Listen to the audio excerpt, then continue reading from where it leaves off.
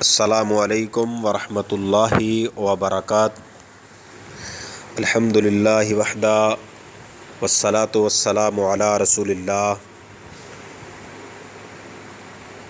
عن ابی ہریرہ رضی اللہ تعالی عنہ قال قال رسول اللہ صلی اللہ علیہ وسلم من قال سبحان اللہ وبحمدہ فی یوم 100 مرہ حطت خطایاہ وإن كانت مثل زبد البحر او کما قال النبی صلی اللہ علیہ وسلم۔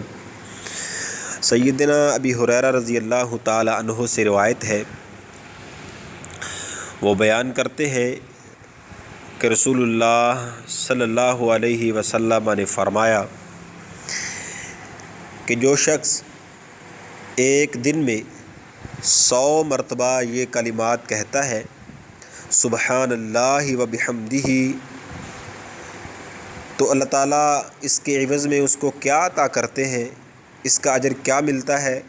جو ایک دن میں 100 مرتبہ سبحان اللہ وبحمدہ پڑھتا ہے، آقا علیہ الصلاۃ والسلام فرماتے ہیں حطت خطایاہ وإن كانت مثل زبد البحر، اللہ تعالیٰ اس کی خطائیں معاف کر دیتے ہیں اگرچہ اس کی خطائیں سمندر کی جاگ کے برابر ہی کیوں نہ ہو۔ سبحان اللہ، اللہ تعالیٰ اتنا خوش ہوتا ہے اس آدمی سے جو 100 مرتبہ اللہ تعالیٰ کا یہ ذکر کرتا ہے۔ اللہ تعالیٰ اس بندے کے گناہ معاف کر دیتے ہیں اگرچہ سمندر کی جھاگ کے برابر ہی کیوں نہ ہو۔ کیا مطلب؟ سمندر کی جھاگ کا بھی اندازہ نہیں کہ کتنی ہے، اور یقیناً انسانوں کے گناہوں اور خطاؤں کا بھی پتہ نہیں کہ کتنے گناہ اور کتنی خطائیں ہیں۔